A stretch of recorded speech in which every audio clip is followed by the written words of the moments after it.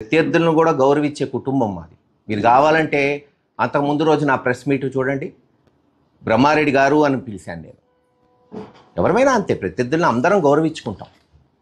కానీ మీరు నన్ను మాట అన్నాక నేను అనకపోతే తప్పది. పెద్దలు చెప్పారు, ఎవరికి ఏ భాషలో చెప్తే అర్థమవుతుందో ఆ భాషలోనే చెప్పాలరా, లేకపోతే అర్థం కాదని. అందుకే జోల కంత్రి బ్రహ్మారెడ్డి గారు అంటున్నా. అంటాడు, మహేష్ రెడ్డి నసరావుపేటలో 23 ఎకరాలు కబ్జా చేశాడు, అక్రమ డబ్బుతో కాంప్లెక్స్లు కడుతున్నాడు.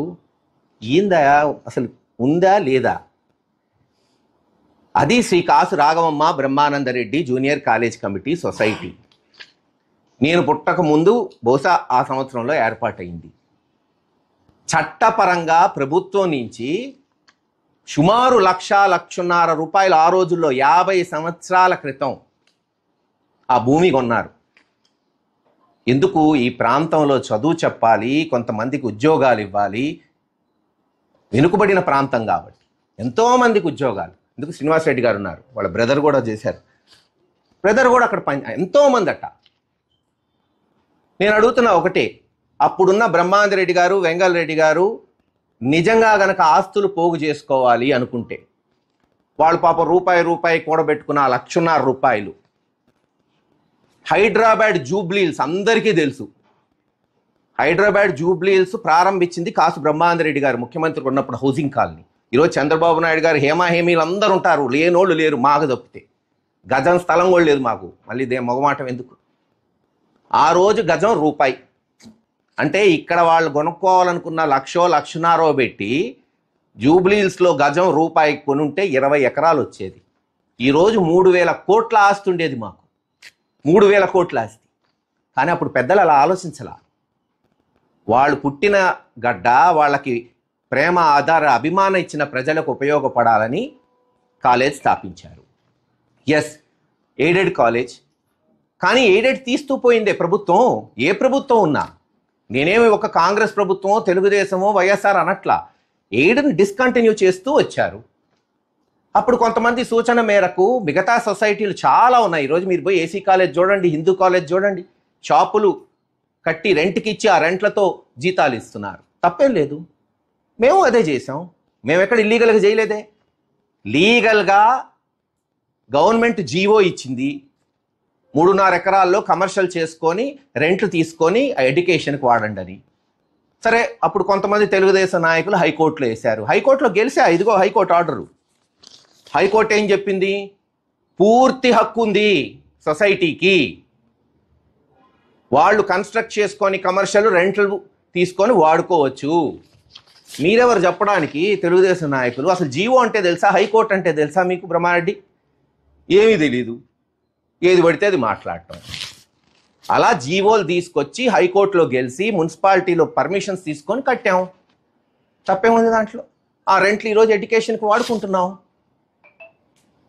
నేనే కొన్ని డబ్బు సంపాదించి ఒక కమర్షియల్ కట్టాలి, సొసైటీలో ఎందుకు కడతాను ఇక్కడ? అది కూడా ఆలోచిద్దాం. నాది కాదు, 1 సెంట్ అమ్మడానికి లేదు సొసైటీ. నా ముందు ఈ సొసైటీ ఉంది, నా తర్వాత ఈ సొసైటీ ఉంటుంది. మరి నాది కానప్పుడు అక్కడెందుకు కట్టాలి? ఎస్బీఐ దగ్గర, హెచ్డిఎఫ్సి దగ్గర లోన్ తీసుకొని కట్టాం. నిజంగా నేను ఒకవేళ డబ్బు సంపాదించి ఆస్తులు కూడబెట్టా అంటే హైదరాబాద్లో కట్టుకుంటా, లేదు నసరావుపేటలో నేను అమ్ముకునేది కడతాను. కానీ అమ్మలేనిది, శాశ్వతంగా ఉండేది ఏదో బ్రహ్మానందరెడ్డి గారి పేరు మీద అది ఉంటే మా తర్వాత కూడా రెంట్లు వస్తాయి, ఆ కాలేజ్ అలా నడిసిద్ది, 10 మందికి చదువు చెప్పచ్చు కాబట్టి కట్టాం. దానికి అభ్యంతరం ఏంటి? పోనీ అంతవరకు ఓకే. కాసు బ్రహ్మానందరెడ్డి గారు ఏం చేశాడు, పల్నాడికి ఏం చేశాడు మీ నాన్న అడిగితే చెప్పేవాడు కదా. అప్పుడు నేను బొట్ల, ఆయన ముఖ్యమంత్రి ఉన్నప్పుడు, నువ్వు చిన్న పిల్లోడివి, బచ్చాగాడివి. నాగార్జున సాగరు, బుగ్గవాగు, పోచంపాడు వంటి బహుళ ప్రాజెక్టులు కట్టి ఈ ప్రాంతాన్ని సస్యశ్యామలం చేశాడు. నేను చెప్పటం కాదు, తెలుగుదేశం అధ్యక్షుడు ఎన్టీ రామారావు గారు చెప్పిన క్లిప్పింగులు ఉన్నాయి, ఈనాడు జ్యోతికి వచ్చిన పేపర్ కథనాలు ఉన్నాయి. కొన్ని వాళ్ళ మాచల గురించే మాట్లాడదాం. మాచల్లో ఒక గ్రామం కాసు బ్రహ్మానందరెడ్డి గారు ఎంపీగా ఉన్నప్పుడు దాన్ని పట్టణం చేశాడు. చాలదా? మొత్తం పల్నాడులో ఉన్న ఒకే ఒక్క గవర్నమెంట్ డిగ్రీ కాలేజ్, ఒకే ఒక్క డిగ్రీ కాలేజ్. ఊహించండి, 1947 నుంచి ఇప్పుడు 2025 వరకు ఇన్ని సంవత్సరాల్లో, ఈ 70-80 సంవత్సరాల్లో ఉన్న ఒకే ఒక్క గవర్నమెంట్ డిగ్రీ కాలేజ్ కాసు బ్రహ్మానందరెడ్డి కాలేజ్. ఆయన ముఖ్యమంత్రిగా ఉన్నప్పుడు మాచర్లో పెట్టించారు. మీరు పెట్టారు ఒక కాలేజ్, చూపెట్టండి మాచర్లో. మీరు పెట్టిన ఒక కాలేజ్ చూపెట్టు బ్రహ్మారెడ్డి, నేను చూపెడతా.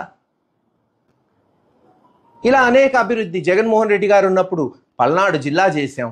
లేదు, కాసు కృష్ణారెడ్డి గారు ఉన్నప్పుడు గురజాల రెవెన్యూ డివిజన్ అయింది, sub division, police sub division, municipality. అంటాడు కృష్ణదేవరాయలు గారు హైవే తీసుకొచ్చాడంట. మేము ఇప్పుడు కాదన్నాం. ఎలా వచ్చింది ఆ హైవే? ఒక మంచి పని, ఒక అభివృద్ధి జరగాలంటే ఆ పార్టీ, ఆ ముఖ్యమంత్రి నిధులు ఇస్తే వస్తాయి. నాగార్జున సాగర్ నుంచి దాచేపల్లి వరకు 400 కోట్ల హైవే నేను కృష్ణబాబు గారి దగ్గరికి పోయి 10 సార్లు తిరిగి కేంద్ర ప్రభుత్వం పెట్టే లిస్టులో కిందెక్కడో ఉంటే దాన్ని పేకి తెప్పించి, ఆయన పాపం ఏ మాటకు ఆ మాట చెప్పాలి. అక్కడ సెంట్రల్ గవర్నమెంట్ దగ్గరికి పోయినప్పుడు ఇది వెనుకబడిన ప్రాంతం అండి, శాంక్షన్ చేయండి అని ఆయన కూడా పాపం రికమెండ్ చేశాడు పర్సనల్గా పోయి. కృష్ణదేవరాయలు గారు ఆ రోజు మా పార్టీలో ఎంపీ. ఒకవేళ ఏమన్నా రికమెండ్ చేస్తే అది ఆ పార్టీకి సొంతం. అంటే పార్టీ మారినప్పుడల్లా వెళ్ళిపోతుంటాయా? నేనే అడగండి కావాలంటే కృష్ణదేవరాయలు గారిని, నేను ఫోన్ చేసి, ఆయనకి తెలియదు లిస్టులో ఉందని కూడా. ఇలా సెంట్రల్ గవర్నమెంట్లోకి వచ్చింది, ఒకసారి మీరు కూడా చెప్పు బాసు అంటే, పోయి లిస్టులో ప్రప్రదంగా ఉంది, గవర్నమెంట్ బాగా రికమెండ్ చేసింది మహేష్, ఖచ్చితంగా అయిపోతుందిలే అన్నాడు. ఇంక దాంట్లో తప్పేంటి? మరి వైఎస్ఆర్ ప్రభుత్వం తెచ్చినట్టే కదా, అదేగా చెప్తుంది. మాట్లాడితే బహిరంగ చర్చకు వస్తాడా మహేష్ రెడ్డి? బహుశా నువ్వు చూడలేదేమో. లోకేష్ గారు వచ్చినప్పుడు ఎరపతినేని శ్రీనివాసరావు గారిని నేను ప్రతిపక్షంలో 2019 ముందు చెప్పా, 19 నుంచి 24 వరకు చెప్పా, ఈరోజు చెప్తున్నా మళ్ళీ. బహిరంగ చర్చకు కాసు మహేష్ రెడ్డి రెడీ. నువ్వు పిలువు బ్రహ్మారెడ్డి. మాచర్లో పెడతావా, మీ ఇంట్లో పెడతావా, వెల్దుర్తిలో పెడతావా? కాసు మహేష్ రెడ్డి ఒక్కడే వస్తాడు, లెక్కలతో వస్తాడు, లెక్కలు తేల్చుకొని పోతాడు. నువ్వు పెట్టాలా, పెట్టామనే నేను కోరుకుంటున్నా. రాష్ట్ర ప్రజలకు తెలియాలా, బ్రహ్మానంద రెడ్డి గారు, రాజశేఖర రెడ్డి గారు, జగన్మోహన్ రెడ్డి గారు ముఖ్యమంత్రి ఉన్నప్పుడు ఈ ప్రాంతానికి ఏం జరిగింది, లేదు తెలుగుదేశంలో ఏం జరిగిందో తెలిసిపోతాయి కదా. పెట్టండి. నేను ఒక్కడనే వస్తా అంటున్నా. నేనేమి మంది మార్బలం 1000 మంది 10,000 మందిని తీసుకురాను. వస్తే చర్చ అవ్వదు, పోలీసులు ఆపుతారు. ఎందుకు చర్చకు జనం ఎందుకు? అటు నువ్వు, ఇటు నేను. పోనీ ఏబిఎన్ ఛానల్లో పెట్టండి, ఈటీవీలో పెట్టండి, TV9లో పెట్టండి, ఎన్టీవీలో పెట్టండి. దీనికి జనం ఎందుకు? చర్చించడానికి జనం ఎందుకు? అటొకడు ఇటొకడు ఎవరేం చేశారో చెప్తారు, ప్రజలకు వదిలేద్దాం, సింపుల్. మాట్లాడితే పిన్నెల్లిని సపోర్ట్ చేస్తున్నాడు మహేష్ రెడ్డి. చేస్తామయ్యా, తప్పు చేయనప్పుడు. ఈ మర్డర్ కేసులో పిన్నెల్లి రామకృష్ణారెడ్డి గారికి సంబంధం లేదు, ఖచ్చితంగా లేదు. రేపు నిర్దోషిగా బయటకు వస్తాడు. అందుకే సపోర్ట్ చేస్తున్నాం పార్టీ అంతా. అదేమంటే ఆయన కాలంలో జరిగిన 7 మర్డర్లలో ఆయనకి సంబంధం లేదంట. సంబంధం ఉందా లేదా నాకు తెలియదు కదా. ఛార్జ్షీట్లో నీ పేరు పెట్టింది అప్పుడున్న తెలుగుదేశం ప్రభుత్వం. మరి ఎందుకు పెట్టారు చెప్పు? మీరే ఎమ్మెల్యే ఆ రోజున, మీ అమ్మ ఎమ్మెల్యే, తప్పు లేదు. మరి నీ పేరు ఎందుకు పెట్టారు? నీకు దాంట్లో ప్రమేయం లేకపోతే నిన్ను ఎందుకు అరెస్ట్ చేశారు? అరెస్ట్ చేయటం ఉంచు, ఇదిగో దేశం నుండి బ్రహ్మానందరెడ్డి సస్పెన్షన్. ఆ రోజున తెలుగుదేశం పార్టీ నుంచి నువ్వు మర్డర్ కేసులో ఉన్నావని సస్పెండ్ చేసింది ఆ పార్టీ. చేయకూడదు కదా, తప్పయ్యా. అన్యాయంగా ఆ రోజున కాంగ్రెస్ నాయకులు ఇరికిస్తున్నారని అనలా. ఆంజనేయులు ఎస్పీగా ఉంటే, చంద్రబాబు నాయుడు గారి ముఖ్యమంత్రి ఉంటే, ఇదే బ్రహ్మారెడ్డి గారిని తీసుకెళ్లి కౌన్సిలింగ్ చేశారు. పాపమని అన్నాం మేము ప్రత్యర్థులమైన, అన్యాయం ఇది తప్పని. మేమేమి బాగా కొట్టారని అల్లా, ఇప్పటికే అన్నాం, అంత చిల్లరోని కాదు. నువ్వే చెప్పుకున్నావు చాలా చోట్ల, అధికారం ఉన్న మమ్మల్నే కొట్టారు ఎస్పీ ఆఫీస్లో, మర్డర్ చేశారని అని మీరే అనుకున్నారు, నేనుగా చెప్తుంది. కానీ ఈరోజు తప్పుడు కేసు పెడుతుంటే దానికి మేము సమర్థిస్తున్నాం. మహేష్ రెడ్డి పార్టీ మారాడు, ఎవరు మారలేదు. ఈ రాష్ట్రంలో, ఈ దేశంలో పార్టీ మారిన వాళ్ళు ఎంతమంది లేరు? మీరు మారలా? బ్రహ్మారెడ్డి కుటుంబం మారలా, చంద్రబాబు నాయుడు గారు మారలేదా? ఎస్, జగన్మోహన్ రెడ్డి గారి అభిమానంతో ఆ పార్టీలో చేరాం. నేనంట టికెట్ కొరకు ప్రకటనలు ఇవ్వాలంట. నీలాంటి 100 మందికి టికెట్లు ఇచ్చింది వీళ్ళు, 100 మందికి. ఇంతెందుకు, మీ నాన్న జోలకంటి నాగిరెడ్డి గారికి 1978లో ఆనాటి కాంగ్రెస్ పార్టీ రెండుగా చీలింది. ఇందిరా కాంగ్రెస్, కాంగ్రెస్ నేషనల్, అంటే national party. That is Brahmananda Reddy garu కాదా మీ నాన్నకి టికెట్ ఇచ్చింది 78లో నాగిరెడ్డి గారికి? అని ఓడిపోయి ఉండొచ్చు. ఓడిపోవటం ఏంది, రాజకీయాల్లో సర్వసాధారణం. చాలా పెద్ద పెద్ద హేమీలు ఇందిరాగాంధీ, ఎన్టీ రామారావు గారు, బ్రహ్మాందర్ రెడ్డి గారు ఓడిపోయారు. ఉన్నతమైన వ్యక్తే నాగిరెడ్డి గారు, మేము ఎప్పుడు కాదనట్లేదే. మరి టికెట్ ఎవరు ఇచ్చారు మీకు ఆ రోజున? జగన్మోహన్ రెడ్డి గారు భారీ సభలో చెప్తున్నాడు, నా తమ్ముడు గురజాల్లో పోటీ చేస్తాడని. నేను పోయి పోటీ చేశా, సంతోషంగా ఉంది నాకు. మా టైంలో కూడా పల్నాడులో శాశ్వత పనులు, మెడికల్ కాలేజీలు, మున్సిపాలిటీలు, జాతీయ రహదారులు, బైపాస్ రోడ్లు, ప్రతి ఇంటికి తాగునీటి పథకాలు మా తరంలో మేము ఇది చేశాం. ఏదో బ్రహ్మాందర్ రెడ్డి గారు నాగార్జున సాగర్ కట్టాడు, బుగ్గవాగు కట్టాడు, కాసు కృష్ణారెడ్డి గారు అద్దంకి నార్కెట్పల్లి జాతీయ రహదారి తీసుకొచ్చాడు, డివిజన్లు చేశాడు అనేది కాదు. మా టైంలో చెప్పుకోవడానికి చేశాం. చేయండి, మీరు కూడా చేయండి. మీరేదో పార్టీ మారనట్టు. 2014-19 ఎలక్షన్లో మీ అన్న శ్రీనివాసరెడ్డి గారి ద్వారా ఆ రోజు అయోధ్య రామిరెడ్డి గారిని, సుబ్బారెడ్డి గారికి చర్చకు పంపలేదా వైఎస్ఆర్ పార్టీలోకి వస్తానని? రామకృష్ణారెడ్డి గారు వాళ్ళు ఒప్పుకోలా. వెలుదుర్తిలో ఎందుకులే తలకాయ నొప్పులని. ఇది వాస్తవం కాదా? నిజం కాదా చెప్పు? ఏది పడితే అది. నీతివంతుగా ఉంటాడు, నీతిగా ఉన్నాడు. మరి నీతిగా ఉంటే 1.5 సంవత్సరంలో గుంటూరులో, వెలుదుర్తిలో 10 కోట్లు పెట్టి పెళ్ళట చేసావా బాబు? చెప్పు. ఇక్కడ ఉన్న మా అందరికి సంపాదిస్తాం, అలాగే సస్తనం అప్పులు తీర్చుకోలేక. ఆ కిటికేందో చెప్పు. 18 నెలల్లో 10 కోట్లు పెట్టి పెళ్లి చేసామంటే సామాన్యమా? ఈరోజు నేను చెప్తుంది ఒకటే, నిన్న నేను చెప్పింది ఏంది ఎన్ని కాదుగా బాబు. ఈ సంస్కృతి కరెక్ట్ కాదు, గతంలో లేదు, ఎక్కడా లేదు. పల్నాడు మొత్తంలో ఒక పార్టీలో వాళ్ళలో వాళ్ళు చంపుకుంటే ప్రత్యర్థి నాయకుడిని ఎక్కడా పెట్టలేదు. అది మంచి పద్ధతి కాదు. రేపు ఇదొక విష సంస్కృతి అవుతుంది. అంతే నేను చెప్పింది. నేనేమైనా తప్పు మాట్లాడానా?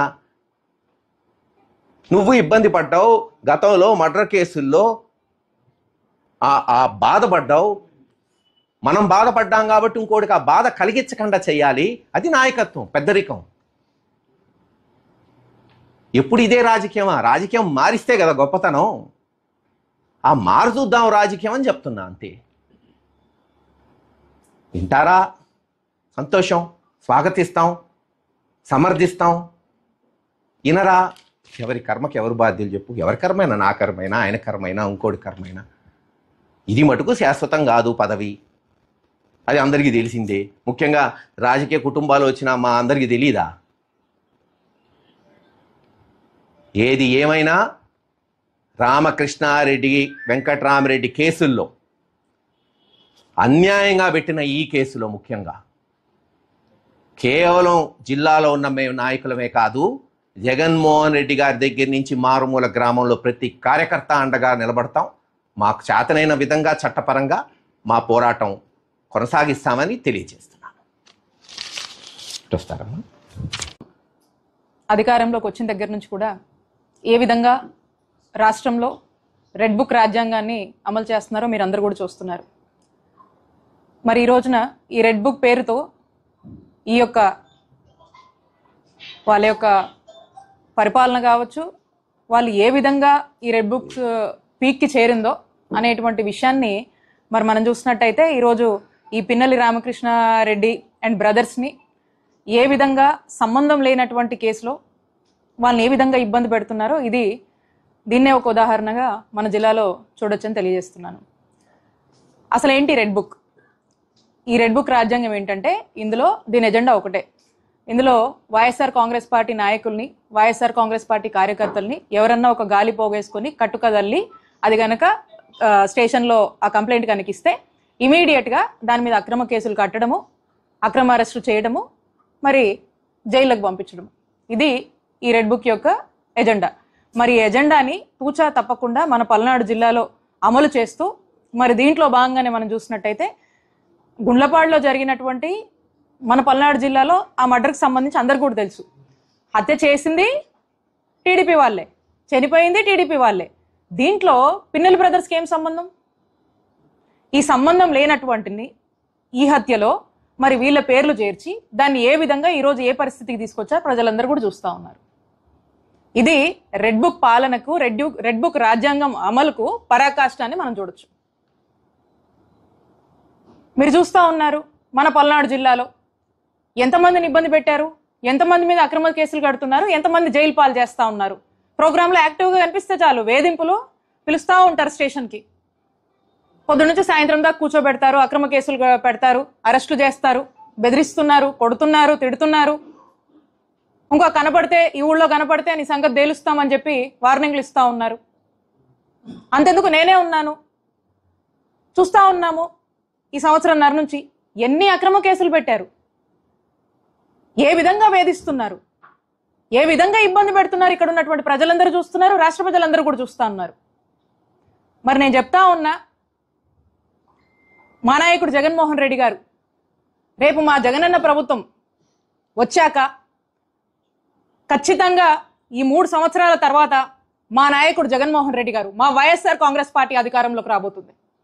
ఖచ్చితంగా ఈ వేధిస్తున్న ఈ అక్రమ కేసులు ఒక కట్టు కదల్లి ఎవరైతే వెనకుండి మరి ముందుకు నడిపిస్తూ ప్రోత్సహిస్తున్న వాళ్ళని, అలాగే దీనికి ఆద్యం పోస్తూ ఆ కట్టుకథకు ప్రాణం పోస్తూ కేసులు పెడుతున్నటువంటి ఈ పోలీసుల్ని ఖచ్చితంగా మిమ్మల్ని వదిలిపెట్టాం. మీకు రిటర్న్ గిఫ్ట్ ఇస్తాం రేపు మా జగనన్న ప్రభుత్వం అధికారంలోకి వచ్చాక అని తెలియజేస్తున్నా. కాసు మహేష్ రెడ్డి అన్న అసలు నిన్న మాట్లాడుతూ ఉన్నారు, రకరకాలుగా మాట్లాడుతూ ఉండి ఏదేదో మాట్లాడుతూ ఉన్నారు, ఏదేదో దుమ్మెత్తి పోస్తూ ఉన్నారు. అసలు కాసు కుటుంబం గురించి ఎవరైనా సర్టిఫికేట్ ఇవ్వాల్సినటువంటి అవసరం లేదు. కాసు కుటుంబం అంటే ఏంటి, కాసు బ్రహ్మానంద రెడ్డి గారి గురించి కానీ, వెంగళరెడ్డి గారి గురించి కానీ, కృష్ణారెడ్డి గారి గురించి ఎవరు సర్టిఫికేట్ ఇవ్వాల్సినటువంటి అవసరం లేదు. ఇక్కడ ఉన్నటువంటి మన రాష్ట్ర ప్రజలకు, అలాగే రాష్ట్రమే కాదు దేశం మొత్తం కూడా తెలుసు వీరేంటో, వీరి కుటుంబ నేపథ్యం ఏంటో, వీరు ఎలాంటి వాళ్ళని చెప్పి. ఇక్కడ ఎవరో వచ్చి ఇక్కడ దాకా వచ్చి మా కాసు మహేష్ రెడ్డి అన్న గురించి కానీ వాళ్ళ కుటుంబం గురించి కానీ ఏదో కాసు కుటుంబం మీద బురద జల్లిపోతే వీళ్ళ గౌరవం ఏం తగ్గదు. మాట్లాడారు కదా మహేష్ రెడ్డి గారు, మొన్న కూడా మాట్లాడారు, ఈరోజు కూడా మాట్లాడుతూ ఉన్నారు. హుందాగా పద్ధతిగా గారు అనే సంబోధించి మాట్లాడని వారి గురు ఇప్పుడే చెప్పారు. సో కాబట్టి ఏదో వచ్చి మా మహేష్ రెడ్డి అన్నని అన్నంత మాత్రాన ఈ కుటుంబం గౌరవం, కాసు కుటుంబం గౌరవం తగ్గదు మీరు మాట్లాడినంత మాత్రాన అని చెప్పి తెలియజేసుకుంటూ ఒక్కటే చెప్తా ఉన్నాము, ఎవరైతే వాంటెడ్గా చేస్తా ఉన్నారో కావాల్సి అట్లానే కాసు చేసిన ఆరోపణల్ని తీవ్రంగా ఖండిస్తూ, ముఖ్యంగా మొట్టమొదటి పిన్నెల్లి రామకృష్ణారెడ్డి గారు ఈరోజు మీరు చెప్తా ఉన్నారు డబుల్ మర్డర్ కేసులో పిన్నెల్లి సోదరులు ఇద్దరు నిందితులని. ఒక్కసారి వెనక్కి వెళ్లి చూస్తే స్వయంగా మీ పార్టీ వాళ్ళు చెప్పడం జరిగింది, ఇది పార్టీలో 2 గ్రూపుల మధ్య ఆధిపత్య పోరని చెప్పి. స్వయంగా అప్పుడు ఎస్పీగా, పల్నాడు జిల్లా ఎస్పీగా పనిచేసిన శ్రీనివాసరావు గారు స్పాట్కు వెళ్లి అదే రోజున స్పాట్ జరిగిన ఇన్సిడెంట్ జరిగిన అదే రోజు గంట వ్యవధిలోనే ఆయన ఒక స్టేట్మెంట్ ఇవ్వడం జరిగింది. అంటే మీరు చెప్పిన అధికారులే, మీరు అధికారంలో ఉన్నప్పుడే ఒక ఎస్పీ స్థాయి అధికారి వెళ్ళి ఎటువంటి ఆధారాలు లేకుండా ఆయన మాట్లాడు కదా, ఆయన క్లియర్ గా ఆ రోజు చెప్పడం జరిగింది, ఈ 2 గ్రూపుల మధ్య ఆధిపత్య పోరు, దీనివల్ల జరిగింది మర్డర్ అని చెప్పి క్లియర్ గా చెప్పడం జరిగింది. 5 ముద్దాయిలను పట్టుకున్నారు ఆ రోజు. ఆ 5 కేసు క్లోజ్ చేద్దామంటే మళ్ళీ పిన్నెల్లి రామకృష్ణారెడ్డి గారిని, పిన్నెల్లి వెంకటరామరెడ్డి గారిని ఇద్దరిని కూడా ఈ కేసులో యాడ్ చేయడం జరిగింది. 6-7 ముద్దాయిలు. ఆ తర్వాత జరిగిన సంఘటన తెలుసు. ఈరోజు మరి మీ పార్టీలో జరిగిన హత్యలకి మీ అధికారంలో ఉన్న శాసనసభ్యులు అట్లానే మీరందరూ ఒత్తిడి తీసుకొచ్చి వీళ్ళిద్దరు పేర్లు యాడ్ చేయటం మాట వాస్తవం కాదా? ఇంకో రెండో మాట అన్నాడు, విగ్రహాల దొంగతనాలు చేశారని చెప్పి మాట్లాడాడు జోలకంటి బ్రహ్మారెడ్డి గారు. మీరు ఇప్పుడు దాకా దాని మీద ఏమన్నా నిరూపించారా? ఎటువంటి ఆధారాలు ఏమన్నా ఉన్నాయా? మీరు 2014-19 నుంచి తెలుగుదేశం అధికారంలో ఉంది. 2024 నుంచి ఇప్పటి వరకు 2 సంవత్సరాలు మీరు అధికారంలో ఉన్నారు. అంటే 7 సంవత్సరాలు మీరు అధికారంలో ఉండి ఎక్కడైనా విగ్రహాల దొంగతనం మీద కేసు పెట్టారా? నిరూపించగలిగారా? నిరూపించకుండా ఏ విధంగా మీరు ఆరోపణలు చేస్తారండి విగ్రహాల దొంగతనాలని? సమంజసం కాదు. ఇంకో మాట అన్నాడు, చిన్నప్పుడే ఏదో 2 మైనార్టీలు మర్డర్ కేసులో ఉన్నాడు రామకృష్ణారెడ్డి. ఏమైంది ఆ కేసు? ఇంతవరకు రామకృష్ణారెడ్డి గారి మీద ఏదైనా ఇలాంటి చిల్లర కేసుల్లో బెయిల్ రాకుండా ఆపారు, కానీ అతను ఏ కేసులోనైనా హత్య చేశాడని కానీ లేదా హత్యకు ప్రేరేపడ్డాను కానీ ఏమైనా నిరూపించారా ఎటువంటి కోర్టులోనైనా? ఎందుకు నిరూపించలేకపోయారు? అంటే ఇవన్నీ కూడా నిరాధారమైన ఆరోపణలు చేస్తూ మాట్లాడటం సమంజసమేనా? ఇది పూర్తిగా వ్యక్తిగత ఆరోపణలు చేయటం, వ్యక్తిగతంగా దూషించే కార్యక్రమం చేయటం సమంజసం కాదు. ఇంకో మాట అన్నాడు, ఆయన్ని జిల్లా అధ్యక్షుడిగా పెట్టుకోవడం మా కర్మ. దీని మీద తీవ్రంగా ఖండిస్తుంది. నేర చరిత్ర గల తెలుగుదేశం పార్టీ శిక్షలు పడిన వాళ్ళని మీరు చంద్రబాబు నాయుడు వాటేసుకుని చట్టసభలో పంపించలేదా? దెందులూరు మా శాసనసభ్యుడు, ప్రస్తుత శాసనసభ్యుడు చింతమనేని ప్రభాకర్ ఎన్ని కేసులు ఉన్నాయని ఆయన మీద?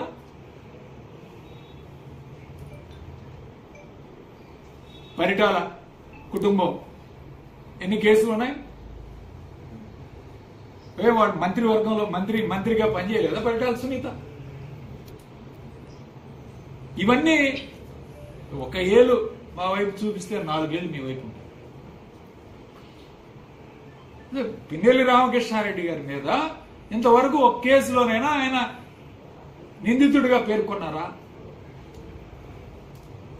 లేదే. మరి మీరు ఎందుకు ఈ విధంగా ఆరోపణలు చేస్తున్నారు? ఇది సమంజసం కాదు. ఇది మా పార్టీ వ్యవహారం, మేము చూసుకుంటాం. మా పార్టీలో ఎవరికి ఇచ్చుకోవాలో ఎవరికి ఇవ్వకూడదో అది మా నాయకుడు జగన్మోహన్ రెడ్డి గారు నిర్ణయం చేస్తారు. ఎవరి పార్టీలో వాళ్ళకు ఉంటాయి, దాన్ని బట్టి ఇస్తారు. కానీ మీరేదో ఆరోపణలు చేసి ఈ విధంగా నిందలు వేసే కార్యక్రమం చేస్తే మేము, మా నాయకుడు ఒకటే చెప్తా ఉన్నాం, పల్నాడు జిల్లాలో యావత్తు వైఎస్ఆర్ కాంగ్రెస్ పార్టీ కార్యకర్తలందరూ కూడా పిన్నెల్లి రామకృష్ణారెడ్డి గారి వైపు, కాసు మహేష్ రెడ్డి గారు అందరూ, మేమందరం కూడా కలిసికట్టుగా పోరాటం చేస్తాం. మేమందరం ఒకే మాట మీద, ఒకే బాట మీద